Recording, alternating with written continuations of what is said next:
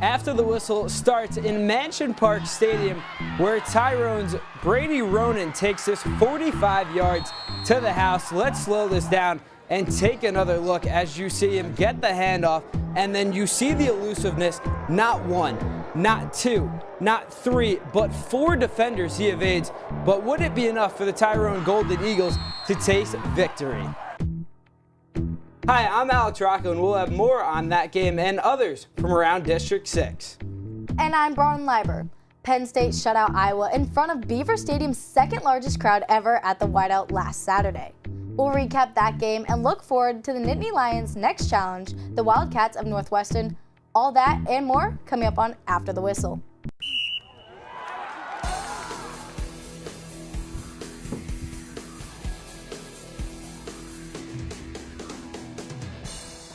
Our game of the week is a Mid-Penn Commonwealth battle, State High versus CD East, with both teams coming off wins from last week.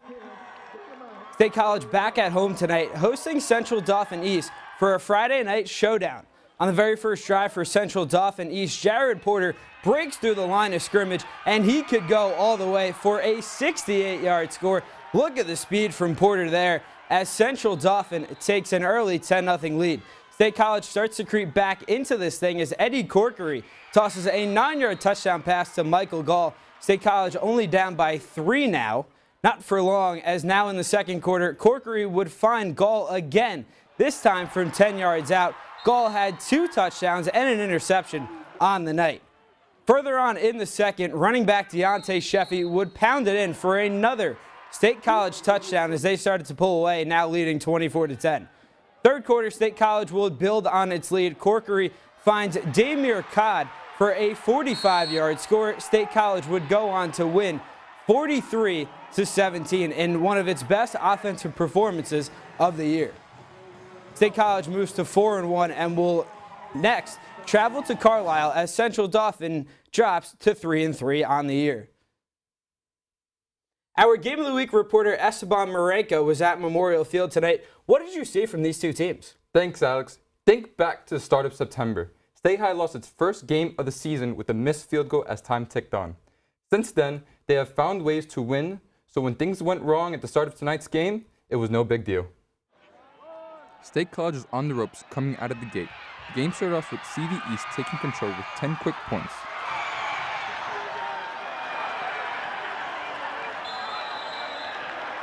But after that, it was State High's ball game. The State High Little Lions went on to score 43 unanswered points with 5 field goals and 4 touchdowns, and it stemmed from one play. They all trust me. I know we're going to go. My wide receiver is going to go make plays. O-line, Jake, Luke, Matthew, Dardis, Lulis, Melito, all them blocked. I didn't even get touched besides that one. After being down 10 early in the first quarter, the Little Lions and their defense quickly took control, only letting up 7 more points for the rest of the game. Anytime you have a kid like number 3, Porter, for them, he's a special athlete. Getting kind of caught up to that speed that we can't replicate in practice. So it just takes some time.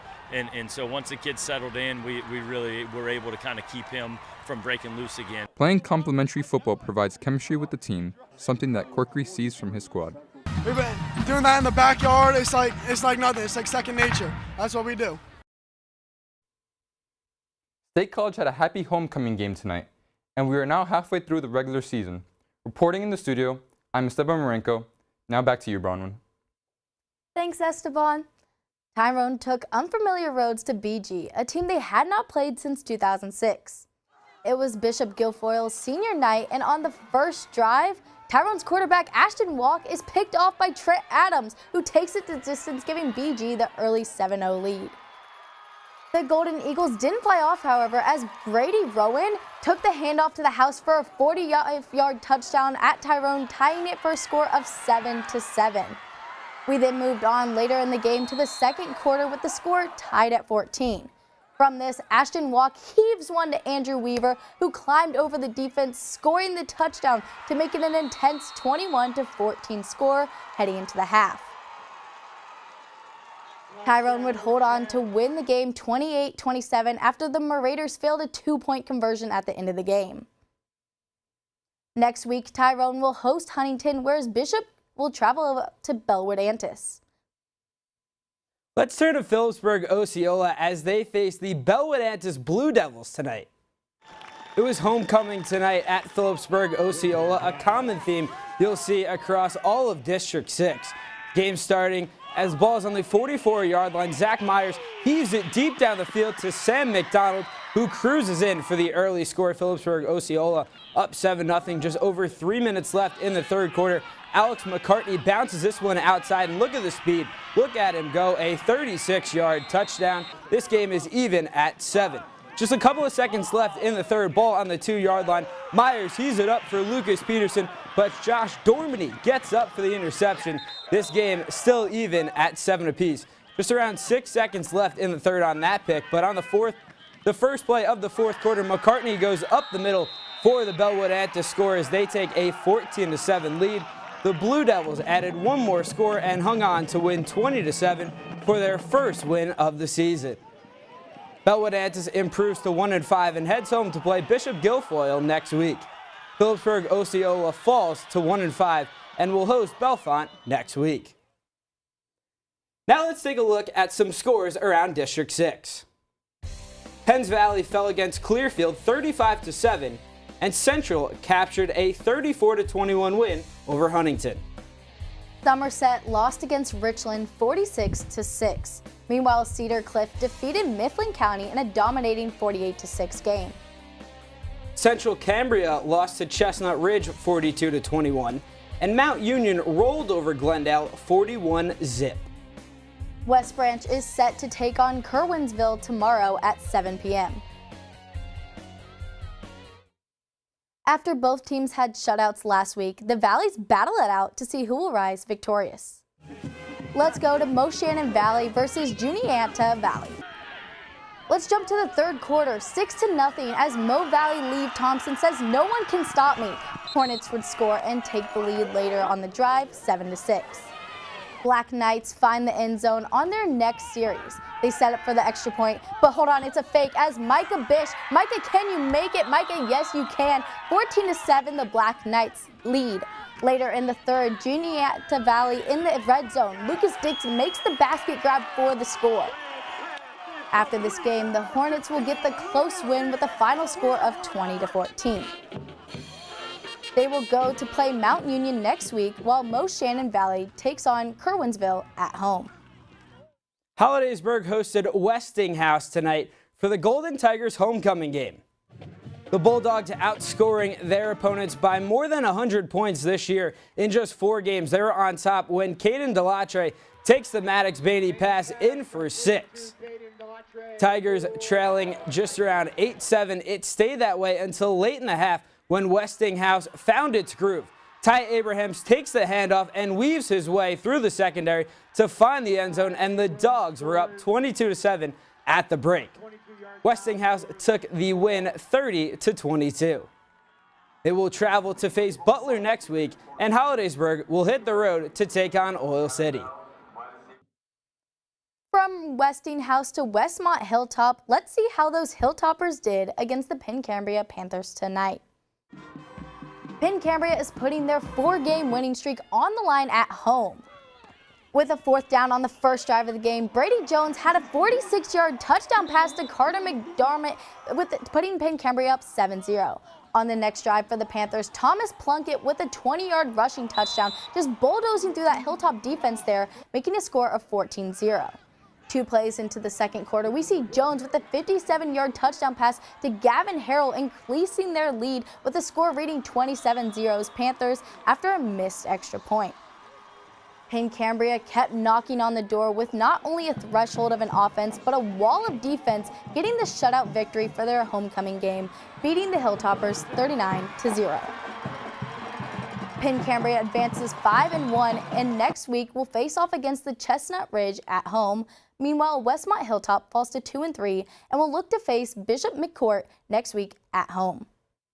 Bald Eagle traveled to face the Bellefonte Raiders this week.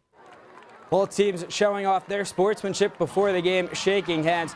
First Bald Eagle possession, Carson Nagel finds Nicholas Wilby for the touchdown. Bald Eagle up 7-0. After an Eagles fumble recovery, Nagel with his second touchdown pass of the game, this time to Cal Burns, as the Eagles double their lead to 14-0 rather. Second quarter, Nagel with a deep drop back, surveying the field, looking to run. He will take off, now launching it deep down the field, caught for the touchdown. Bald Eagle up to 41-0. At that point, the Eagles again victorious, winning tonight over Bellefonte 55-7. Bald Eagle is unbeaten at 6-0 and will face Clearfield at home next week. The Red Raiders are 0-6 and are at Phillipsburg Osceola next Friday. A look at Penn State's historic whiteout win is coming up.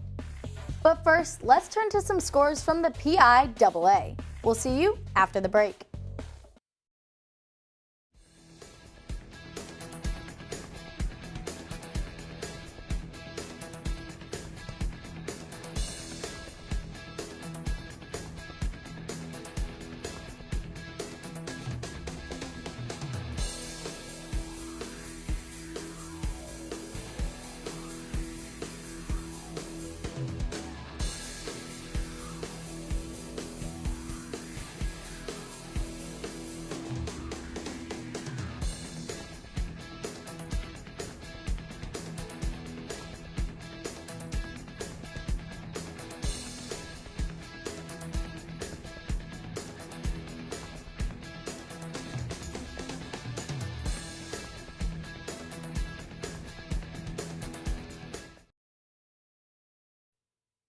Hello and welcome back to After the Whistle, brought to you by Com Radio, Center County Report, and Penn State's Chapter of Awesome. Let's rewind to Saturday when the Nittany Lions had their 4th win of the season. Reporter Tim Rogers has more. The energy was high in Beaver Stadium as the Nittany Lions took on their first-ranked opponent of the season. The weather was classic football weather in State College, cold and rainy. That meant a slow start to the game, with Penn State getting on the board first with an Alex Felkins field goal. Penn State got the first touchdown as well, as quarterback Drew Aller found tight end Khalil Dinkins for the 9-yard score, giving the Nittany Lions the 10-0 lead at the end of the first half. Penn State continued to utilize the tight ends as Tyler Warren snagged the next 2 scores of the game to expand the lead to 24-0. Aller then threw his 4th touchdown of the game in the 4th quarter, finding wide receiver Keandre Lambert-Smith in the end zone. But the key for Penn State's success was their defense. We put a priority on athleticism. There's probably a few bigger defenses, but we are athletic and we're quick and we're fast and we're explosive. And we're playing more consistent gap sound defense. The Nittany Lions were all over Iowa quarterback Cade McNamara, including this strip sack by defensive end Chop Robinson. The defense held this shutout for Penn State, the first time in 23 years the Hawkeyes were shut out. Penn State now moves up in the AP poll to number 6 as it heads on the road this week. Thanks, Tim. Penn State is hitting the road to take on Northwestern tomorrow. I got to check out practice this week. Let's take a look. Number 6 Penn State flexed its muscles last weekend, dominating the then number 24 ranked Iowa Hawkeyes 31-0, as a sea of white exploded from the stands.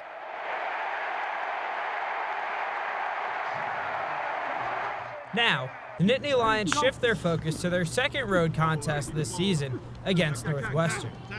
These guys are 2-0 at home. You look at Northwestern, they've typically had good home records. Why? Because it can be challenging to play there. The Wildcats have a 2-2 record this season and are coming off a 37-34 overtime victory against Minnesota. This win came after they were trailing 31-10 to begin the 4th quarter. Northwestern is led by interim head coach David Braun, who faces a top 25 opponent for the first time in his career. After defeating Iowa 31-0 in the annual whiteout game, Penn State heads off to Northwestern this week in a unique environment.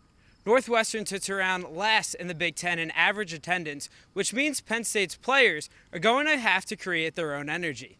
But for me to act like it's not a factor, it is, and you got to get prepared for it. We haven't had any music, even our period 20. You guys know we usually play the Phil Collins, and it's usually blaring. And they were asking me to turn it up today, and I said no. So just little things like that.